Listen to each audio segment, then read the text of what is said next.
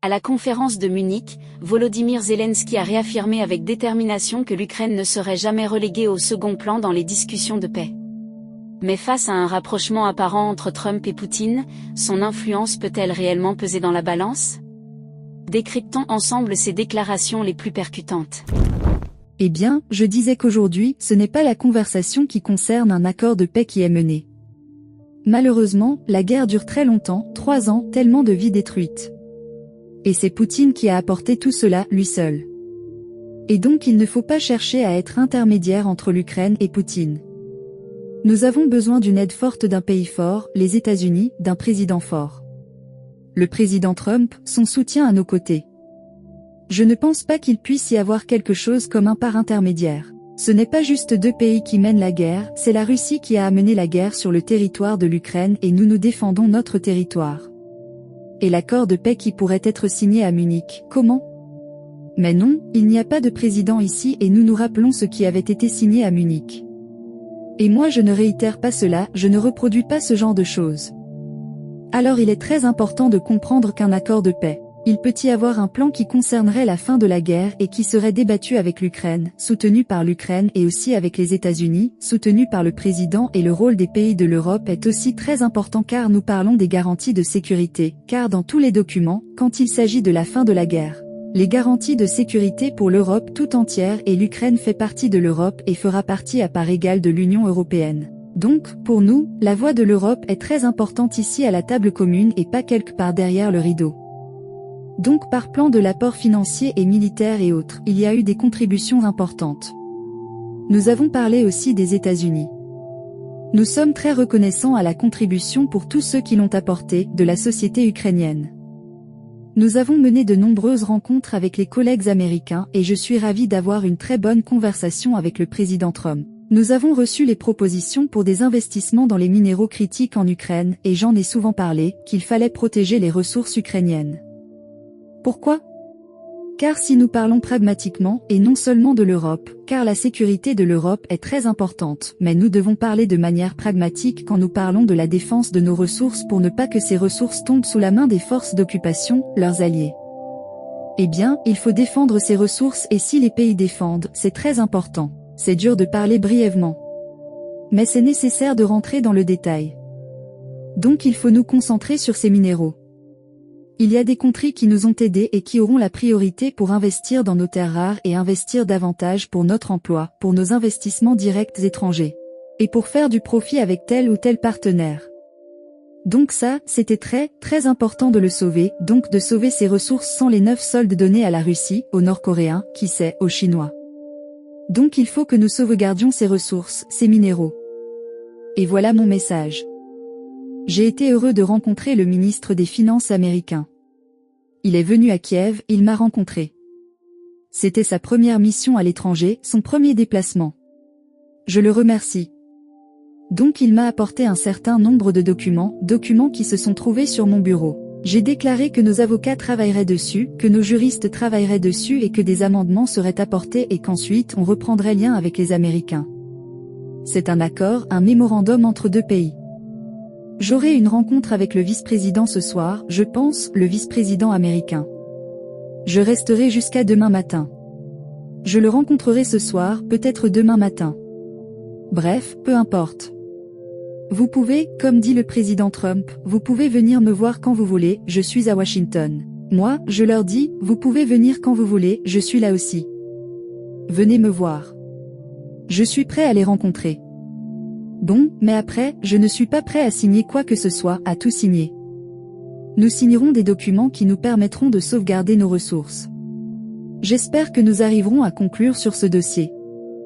La conversation entre le président Trump et le président Poutine risque-t-elle d'encourager le président Poutine?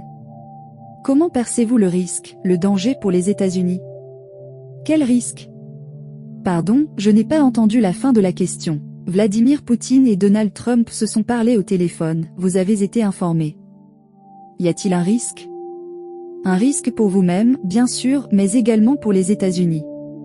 Si cette conversation est un risque pour les États-Unis, non, pas vraiment, pas de risque pour les États-Unis. Le président Trump est plus fort que Poutine, mais c'est un risque pour le monde, oui. Il y a un risque, un danger pour le monde. Pourquoi? Car le reste du monde est beaucoup plus menacé que les États-Unis en eux-mêmes, vous savez, ils font partie des acteurs de premier rang, pas nous. Comme je l'ai dit au début de mon propos, j'ai eu une conversation positive avec le président Trump, où nous sommes appelés plusieurs fois, puis il a appelé le président Putin, et il m'a dit que Putin voulait mettre fin à la guerre. Je lui ai répondu que Putin est un menteur et qu'on ne pouvait pas lui accorder de crédit. On ne pouvait pas faire confiance à sa parole. Je lui ai dit que j'espérais qu'il ferait pression sur lui. Nous n'avons pas besoin d'un cessez-le-feu dans nos conversations directes avec Poutine. Il s'agit d'un truc de plus important, d'aller au-delà. Nous avons pris une décision de faire un cessez-le-feu en échange, par exemple, de prisonniers. Cessez-le-feu limité contre des prisonniers et ça ne s'est pas fait. Il était nécessaire de renvoyer une centaine de ces soldats ukrainiens prisonniers dans leurs familles. Mais pour cette raison, j'ai dû me rendre en France en 2019 pour ramener nos gens chez eux. Donc j'ai dit au président Putin, les appels téléphoniques c'est une chose, ça ne compte pas. On oublie. Il ne faut pas prendre de décision sur l'Ukraine sans. L'Ukraine, c'est la position de principe qui est la nôtre. Nous n'accepterons jamais qu'on décide par-dessus nos têtes. Et je ne parle pas que de moi. Je parle au nom de tout mon peuple et au nom de toute la nation ukrainienne. Sans garantie de sécurité, nous n'allons pas cesser. Nous n'allons pas faire de pause. Et nous n'allons pas permettre que la Russie occupe notre pays et continue à l'occuper. Nous n'allons pas le tolérer. Moi, je ne tolérerai jamais. C'est très important pour moi que de mettre Poutine sous pression. Il a les sanctions, le président Trump est très déterminé. Il a le pouvoir de le faire. C'est pourquoi je voulais me rendre à Washington. Voilà, quand il lui plaira. Au cours de ce siècle, à un moment donné, si possible. Donc je voulais me rendre à Washington, et nous devons développer un plan commun en personnes civilisées, échanger avec nos amis, avoir une ligne commune, avec l'aide de nos amis, y compris européens. Il est très important de ne pas quitter cette ligne d'unité. Je suis très heureux que nous fassions partie de cette Europe forte. Je crois que c'est un point très important. Cette unité. Cette guerre a eu un certain nombre d'effets positifs, notamment sur le fait de renforcer l'Union européenne et les États-Unis, l'Europe et les États-Unis. Et c'est ça qui fait peur à Poutine. Ça a fait peur à Poutine pendant 20 ans, 25 ans, je sais pas depuis combien de temps il est dans son bureau au Kremlin. C'est un exemple d'unité transatlantique qui l'a empêché de nous vaincre et il ne faut pas que cette unité soit perdue. Il ne faut pas qu'un accord soit conclu sans nous, sans les Européens.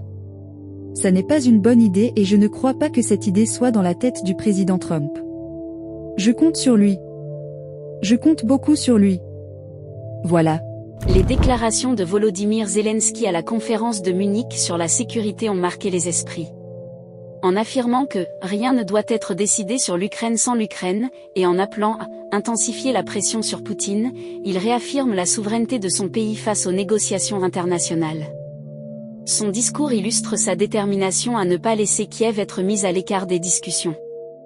Pourtant, cette position de principe se confronte à une réalité diplomatique bien plus nuancée. Alors que Zelensky tente d'ancrer l'Ukraine comme un acteur central du conflit, les dynamiques en coulisses racontent une autre histoire.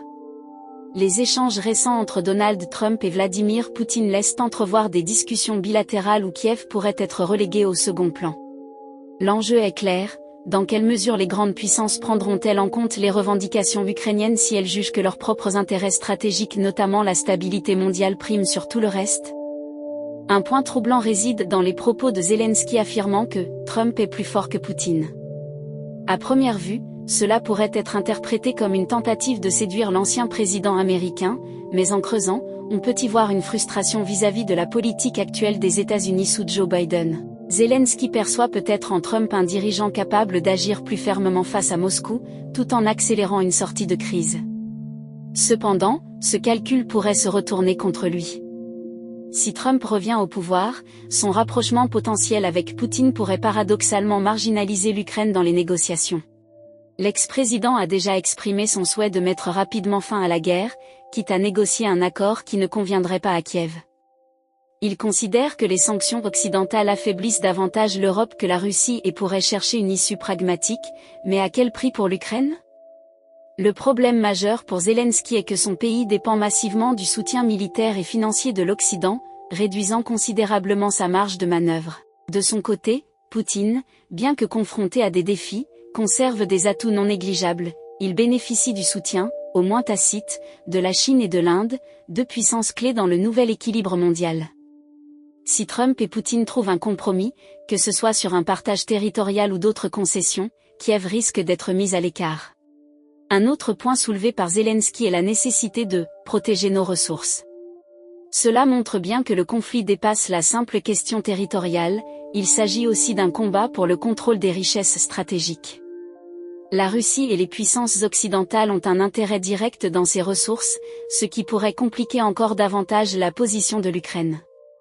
Si Kiev perd du poids dans les discussions, elle pourrait également voir ses ressources lui échapper, soit par un accord défavorable, soit par une occupation prolongée des zones concernées. La grande question qui se pose désormais est la suivante: les paroles de Zelensky, bien qu'inspirantes pour son peuple, pèsent-elles réellement dans les décisions prises à Washington et Moscou? Les faits suggèrent que les grandes puissances pourraient trancher sans accorder à l'Ukraine une voix décisive dans le processus. Trump, en quête d'une victoire diplomatique, et Poutine, cherchant à consolider ses gains, pourraient privilégier une solution qui sert avant tout leurs intérêts. Cela illustrerait une fois de plus le déséquilibre des rapports de force sur la scène internationale, où les pays directement touchés par un conflit sont souvent absents des décisions qui les concernent le plus. Alors, l'Ukraine parviendra-t-elle à imposer ses conditions dans un accord de paix, ou se retrouvera-t-elle spectatrice d'un deal entre grandes puissances? Dites-moi ce que vous en pensez en commentaire. À très bientôt.